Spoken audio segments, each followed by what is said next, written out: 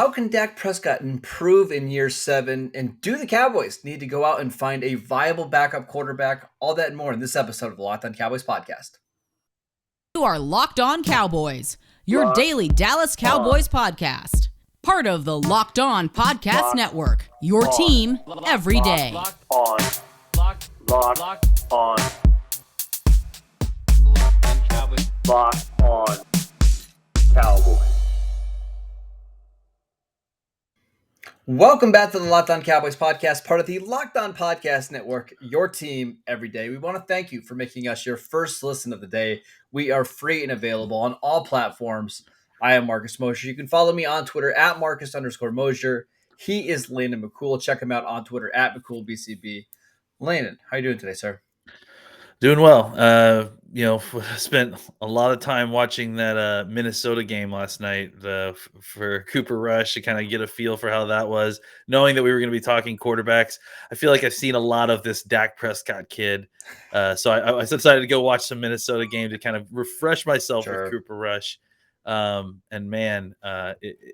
was that game was way more up and down as I remember than I remember. It was quite a game. We can talk about it, but yeah, he was not great in the first half. And then Cedric Wilson bailed him out a lot in that game. But we're gonna start our training camp preview, going position by position, diving into the starters, the depth pieces, what they could do to address each specific position over the summer.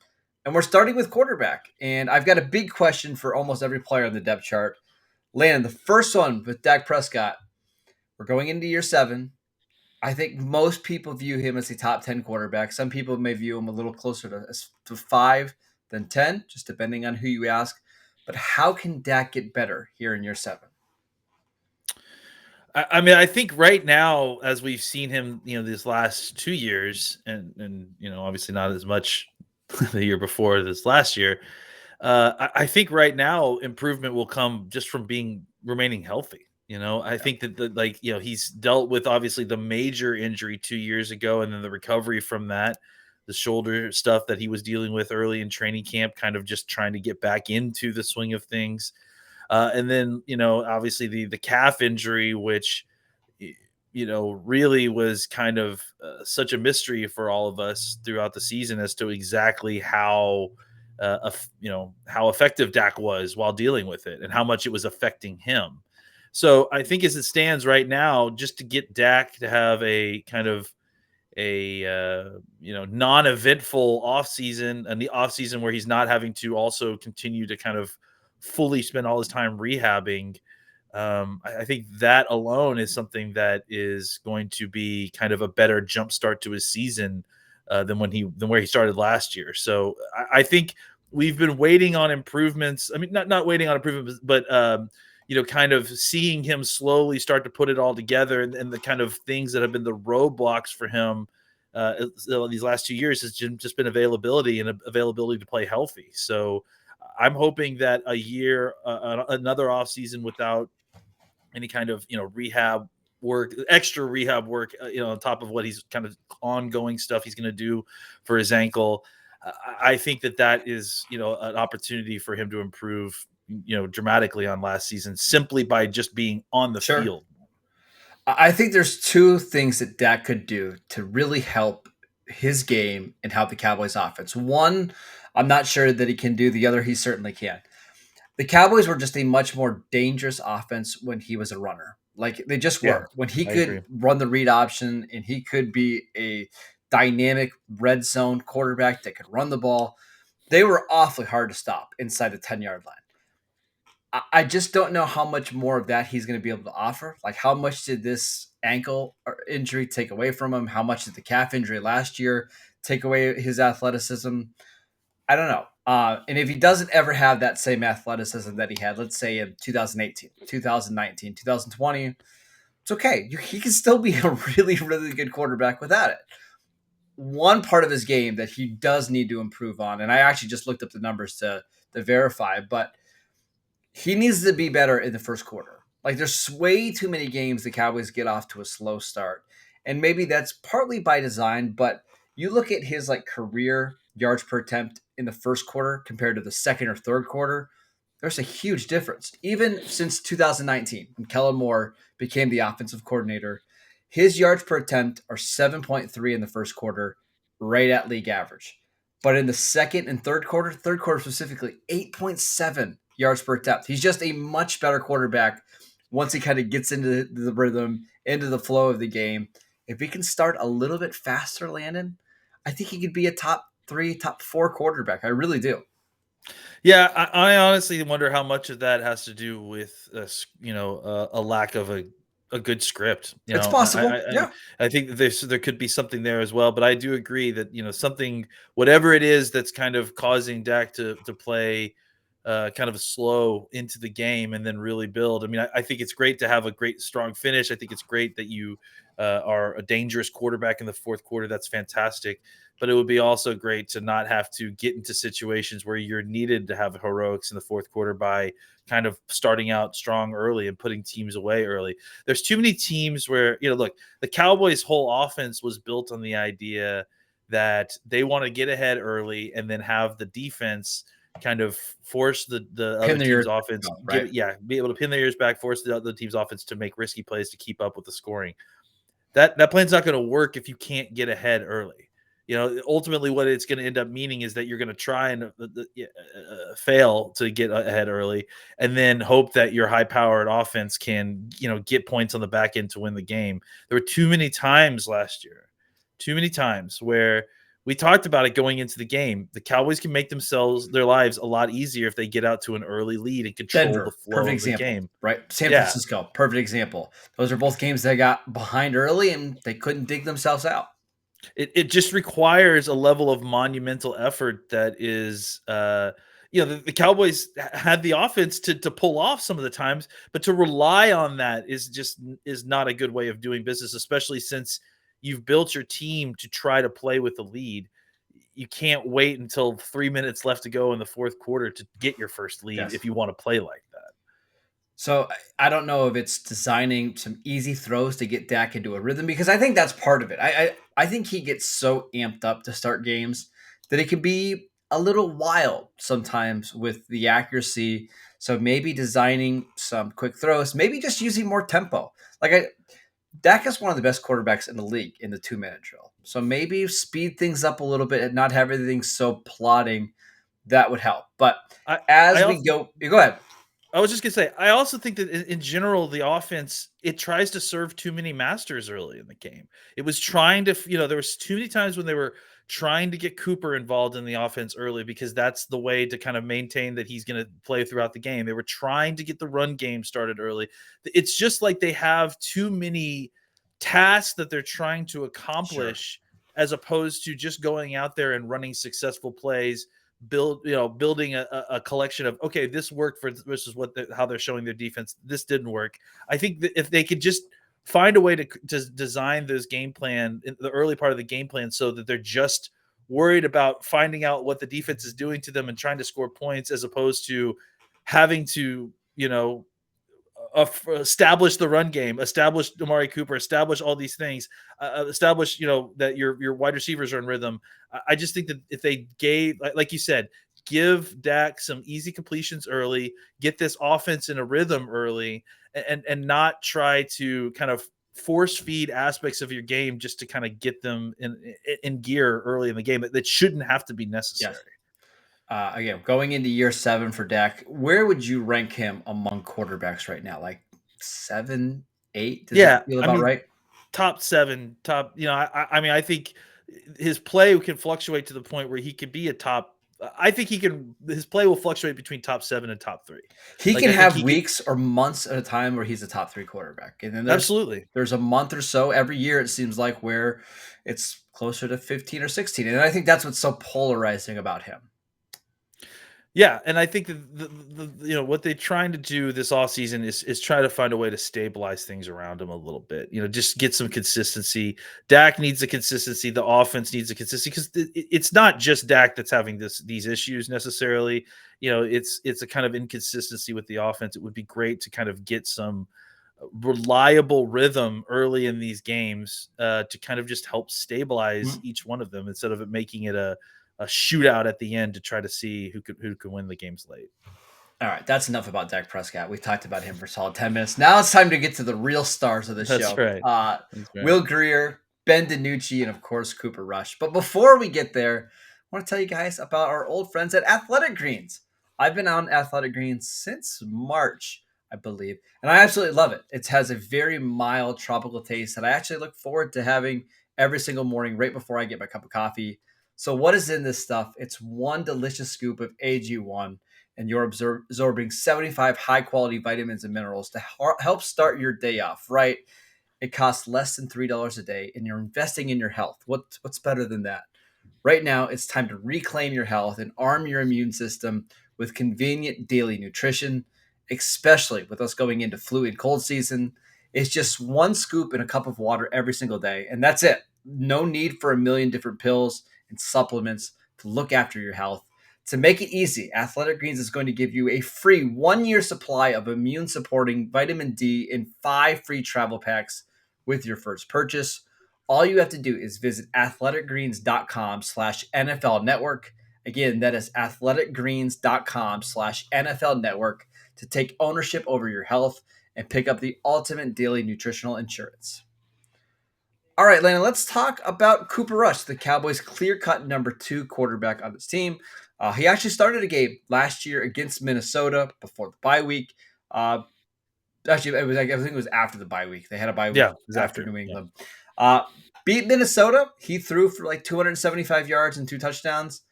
It was an okay performance. It's kind of exactly what you want from a backup quarterback. But how do you feel about Rush entering the season as Dak's primary backup?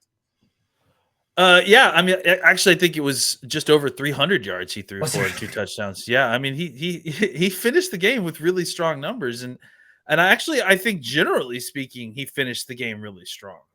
You watch him early, and it was Oh, his kind of a touchdown to struggle. Amari, the last throw that he Yeah, had was l- unbelievable. like 15 seconds left to go in the game. Yeah, it was like, and frankly, just that whole series of getting down there to score was, after throwing what seemed to be an interception on the previous drive, was just really good bounce back.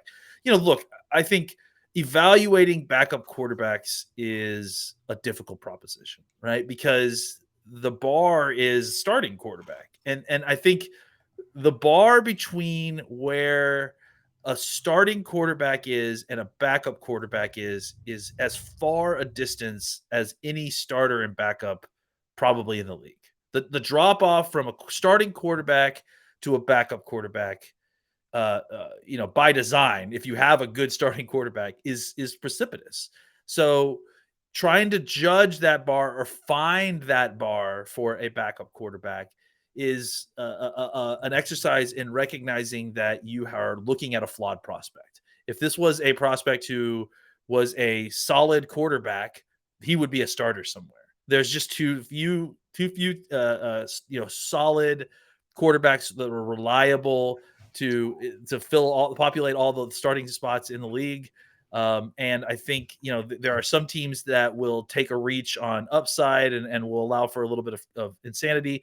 All this is a long way to say that any backup quarterback you're evaluating is going to have problems. The question is, are those problems detrimental to the team on a regular basis? Is this guy actually able to operate the offense? Is this guy able to move the ball and score points? And I think if you remember the conversations that we were having last year when we were talking about backup quarterback, for a long, long time, Cooper Rush was quarterback 3.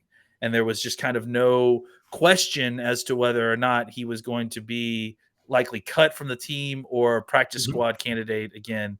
And then at the end of training camp, what ended up happening is that as we got into more and more games and as you got more and more exposure, you saw that Cooper Rush, despite, having kind of a weaker arm, not always being able to put the ball down the field where it needs to be. Sometimes, one hopping passes that should be making it to him.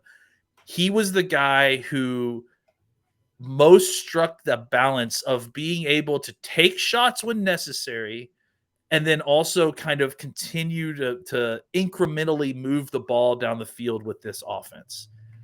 So I think that Cooper, this is all a long way of saying, I'm interested to see where Cooper Rush has developed this offseason, because if he could find a little bit more consistency in the intermediate throws in this offense, I think that he is your backup quarterback of the future, if that's a position that you or a phrase that you use. I think he can do enough to kind of continue to operate the offense. He understands the offense well enough. And even in the Minnesota game, as the game went on, you watched him become more and more comfortable with what Minnesota was doing to him. You saw him more and more comfortable with reading the blitzes and knowing where the people were coming from. And again, against the Zimmer defense, which can often be difficult to kind of decipher, I think he got more and more comfortable.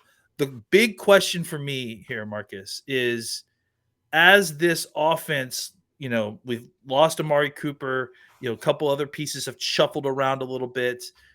The big question for me is, now that you don't necessarily have the overwhelming firepower offense that you did last season, is Cooper Rush does he still have the same value as a backup quarterback, or do you need to get a more established veteran in order to kind of be a little bit more than just the kind of bus driver that Cooper Rush specifically is? It's tough. I think the problem is, who's that player? Because I don't think the Cowboys have interest in going out and trading for a Baker Mayfield to be a backup quarterback, right? No. And basically having an overqualified backup like they had 2 years ago with Andy Dalton. I don't see them investing that much money there. So is there somebody on the street that you can go out and get, like Cam Newton? You could, but we really haven't seen anything over the last 2 years that suggests Cam is a noticeable upgrade over Cooper Rush. It's just, that sounds crazy to say, but in this offense, if you need one game, Cooper Rush is probably going to be good enough to get you through it. And listen, we saw this last year when the Cowboys knew they had one game to get through with Cooper Rush. So it wasn't a long-term thing. Kellen Moore pulled out a lot of tricks and stuff to get them through that game, right? One of the big plays in that game was a double pass to Cedric Wilson who ultimately threw the ball down the field to CeeDee Lamb to help set them up a touchdown.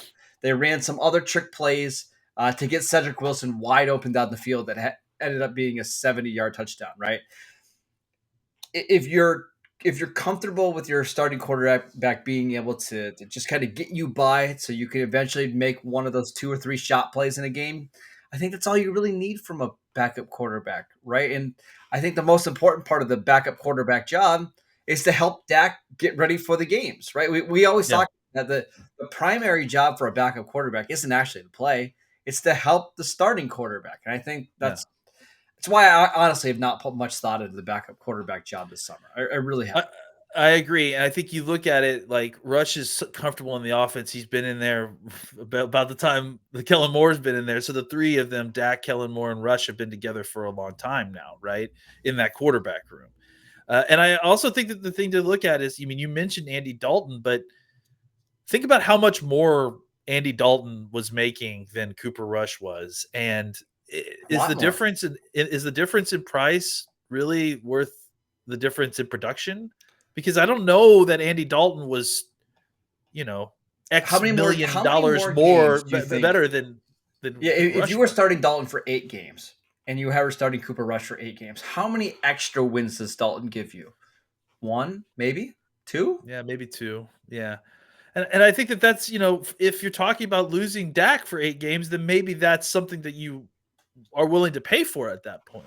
Yeah. But if, Dak gets nicked up, like he turns an ankle, or, even in this game, again, kind of going to the mystery of how serious Dak's ankle injury was, they couldn't stop talking about how good Dak looked in the pregame warmups. Everyone was surprised that Dak didn't play in that Minnesota game. Maybe not us, but everyone on the broadcast was, right? So, I think just having somebody around for when there's one of those kind of scenarios where it's kind of a gray area, we may want to look out for the long term of our quarterback. I think having someone like Cooper Rush, who's here, and then if Dak gets hurt long term and you still feel like you have a shot somehow, then you could talk about maybe trading for someone. But I think most of the time that's foolhardy anyways. That's why I think it's better to try to continue to develop this younger backup quarterback who's very familiar with your system and knows all the calls, knows how to get them into the right plays. I think that has just as high a success rate, and it's obviously ultimately a much cheaper proposition. And I think it's also important to think about how much that Minnesota game probably helped Cooper Rush's Yeah, confidence, not only last absolutely. year, but going forward, right?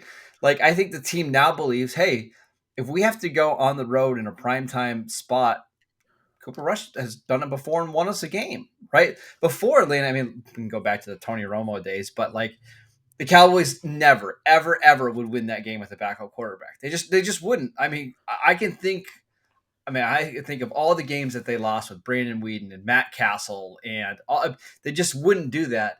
At least you have somebody who has done it before on a big stage and has been there. I think Cooper Rush is fine as a backup. Honestly, I don't worry about him at all. I did too, because I think he's, again, a younger player who will ascend. I think playing one of those games in Minnesota not only improves confidence, but I think it improves your play because it gives you real tape to study, to kind of watch and know where to improve, Absolutely. because you're operating under, live bullet fire. All right, let's take one more break to tell you guys about Bet Online. Our partners at Bet Online continue to be the number one source for all of your betting needs and sports info. Find all of the latest odds, news, and sports developments, including this year's basketball playoffs, Major League Baseball scores, fights, and even next season's NFL futures. Bet Online is your continued source for all of your sports wagering needs, including live betting, the playoffs, esports, and more. Head to the website today or use your mobile device to learn more about the trends in action. Bet Online, where the game starts. All right, Landon, we've got two more quarterbacks to talk about before we head out. We should start with Ben Danucci, who was a seventh-round pick by the Cowboys in the 2020 draft. We did see him start against the Eagles in 2020. That was not great. Wasn't really excited about what he did in training camp or the preseason last year. We're going into year 3 now. What do you expect from Danucci? I mean, we need improvement. I mean, in some sort. I mean, obviously, this guy has a sponsor in McCarthy, and I think they're going to continue to give him opportunity. I mean, honestly, I have a hard time getting upset about this because most of these guys don't develop anyways. Most these kind of down roster quarterbacks that you're dragging along in practice squads. Whether it's Danucci or some other guy who I've maybe slightly heard more about, it doesn't really matter. Ultimately, he's a player of little consequence. He makes nice hats. I enjoy the one I've got. But I think ultimately, if he doesn't develop, then maybe he gets dragged along somehow on another year of practice squad. But I can't imagine it's going to be much more beyond this year. If he does develop, maybe you've got a guy who you can push a little bit and figure out a way to kind of stash him away and see if maybe one more year will get him to a spot where he can compete with Cooper Rush. But I think if he would need to have had a pretty exceptional offseason, I would say, Yep. to catch up to where Cooper Rush is, I think, at this point. And if he does, he has It's not going to happen, right? There's just if he no does, way that Cooper Rush he's gonna beat out Cooper Rush in terms of knowing the offense. Yeah, and helping fair. Dak learn. It's not going to happen. I think Go ahead. he has an element of athleticism that I think is intriguing, and I think he has some arm strength. At times when his mechanics are correct, that is intriguing. But you're right; he's so far behind in just he holds the ball in training camp. What it is you see, right, is that you see his reps. He takes the snaps. The guys go out, run their routes. He's sitting there. He's patting, and he runs the ball. He's patting, and he throws it away. He's patting, and he throws the interception. The processor has got to get faster. Yep. And if he spent all season, getting the processor faster, he might put himself in a spot where, like I said, he's a year away from being a year away almost. So that's where we are with Danucci. All right, last quarterback that we need to talk about, Will Grier, turned 27 in April. This is a quarterback that the Cowboys actually claimed after the first round of cuts, or the final round of cuts. Once everybody got down to 53 players, the Panthers waived him, the Cowboys claimed him, and he was on the roster all year long as the number 3 quarterback. He beat out Garrett Gilbert. Well, kind of beat out Garrett Gilbert for that job. And he's sitting now as QB4 on this team going into training camp. I'm excited about seeing Will Grier because this is somebody that we didn't get to see play at all in preseason because he wasn't with Dallas. He got 2 starts with Carolina in 2019 when he was a rookie and They played weren't poorly great. as you would expect. But this is somebody who like lit up the scoreboard at West Virginia in the Big 12. I mean, he had some insane numbers. Maybe going into year 4 now, something clicks for him. But I'm excited to at least see him in training camp. Yeah, this feels like the actual upside play here. I Yes. mean, Danucci is the guy that the coach hopes that is going to be the upside play, but Grier is a guy that, a lot of folks who know quarterbacks was excited about coming out of college. Obviously the shine came off a little bit when Carolina started him in 2019 on a very terrible Carolina team that wasn't going to win games even with good quarterbacks behind them. So I think that Grier, obviously the line looks terrible. I think he started 2 games, if I'm not mistaken. He threw Yeah, it 4 was bad. interceptions. I mean, 4 interceptions. It wasn't good. Let's just put it that way. That's just not good. It's been Danucci-esque. I mean, honestly, those 2 games he played. But I do think the difference is Grier has more upside there. Grier is more developed there. I think Grier is a guy that you could actually hope that in an off season or with some off season training, with some focus, that he could develop into a better version of Cooper Rush. I think he has a little bit more athleticism. He has a little bit better arm. But I think again, so did Garrett Gilbert. And I think that's the difference, right? Is that those things are great, but even at backup quarterback, at the end of the day, it's got to be about where the rubber hits the road. How are you performing under pressure? How are you dealing with the checks? Frankly, half the time when you're a backup quarterback, they're not trying to have you win the game anyways. Right. So half of your game is, can you check into the right run play? Can you get us out of a bad play when they show us a defense that is, a great call for what we have called on offense? Those are the kind of things that are actually going to have more impact on your success as the team's starting quarterback than maybe your quarterback stat line. And I think that those are the kind of things that the coaches are paying attention to more than, say, was it a perfect spiral on this 18-yard out? Those are the kind of things that are more important to winning and losing with the backup quarterback than having a backup quarterback play perfectly. I do want to say, back to kind of like Will Grier's evaluation coming out of college, there was a lot of people that were really, really high on him. Our guy, Matt really Waldman, I had him Yeah. over Kyler Murray as the number 1 quarterback in the class. 538 ran a analytics study, but they had him as the number 1 quarterback in the class. Pro Football Focus had him as the number 2 quarterback in the class. I mean, he was universally liked. He got drafted by the Panthers. He played too soon on a really, really bad team, and he didn't really get another chance. We've seen this happen before where guys will play early and then they'll go to a different team and they'll kind of rise up to the depth chart to being a really good backup. I'm not necessarily predicting that, but it's happened before. When you have somebody's pedigree like Will Grier, when he threw, I'm looking at it now, 81 touchdowns in 2 seasons at West Virginia. I mean, his stat line is insane. It's totally nuts. I wouldn't be surprised if he beats out Ben Danucci this year and he gives you some moments in the preseason that get you at least a little bit excited.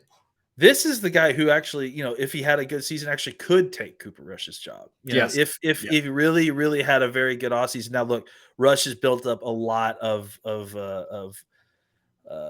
love in the team. Obviously, he's got a lot of equity in that building. He's got equity. Thank you. That was the word I was looking for. He does have a ton of equity with the team, so that will be difficult to overcome. But Grier has pedigree. He's a top 100 pick at quarterback. He's just like you said. He got his shot at Carolina, but not really. And usually these kind of guys get multiple shots, right? So I'm still have some hope in Grier. I think that what we saw on tape versus Carolina while he was at Carolina is not necessarily indicative of who he can be. So again, if you're asking me the 2 guys that I'm the most excited to see, I mean, obviously outside of that Dak guy, whoever he is, that I'm the most excited to see at the quarterback position and how they developed in the offseason. I mean, Cooper Rush is obviously one of them, but I think Will Grier to me is the other guy who has a shot to kind of develop to a point where Cowboys decision makers may have tough decisions to make when it comes time to cutting people. Last thing that I should mention is here are some free agent quarterbacks that are out there. You tell me if any of these guys interest you over what the Cowboys already have on the roster. Ryan Fitzpatrick, Cam Newton, Mike Glennon, AJ McCarron, old friend Garrett Gilbert just got released by the Raiders. Josh Rosen, Ben Kirk, Anthony Gordon, De'Aaron King just got released by the Patriots. Any of those guys do anything for you? I think Fitzpatrick, if you have an injury and you need a guy to come in and inject chaos into into your offense, then I think Ryan Fitzpatrick's your guy. Like the crazy wide variance of He's the guy if Dak is out for 8 weeks that I 8 would games. mind bringing in, right? Yeah, exactly. I think that's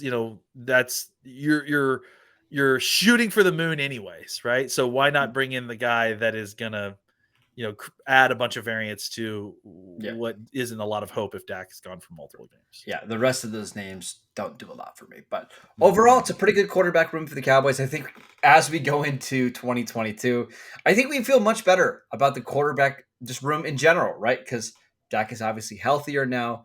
He's back from the foot, the shoulder, the calf injury. We feel better about Cooper Rush because we got to see him play in a big moment, and he played about as good as you can expect from a backup quarterback. And then beyond that, we'll see. We'll see if Ben Danucci or Will Grier can make any strides this season. All right, that is it for today's show. Thank you guys for tuning in. Please check out the Locked On NFL channel. They do absolutely great work over there. You can follow them on the Odyssey app, YouTube, or wherever you get your podcasts. You can check us out on all the same places. Please, please, please go to YouTube. Subscribe to the Locked On Cowboys channel over there. You can follow the show on Twitter at Locked On Cowboys. You can follow Landon at McCool BCB. I am at Marcus _Mosher. And we'll see you guys next time.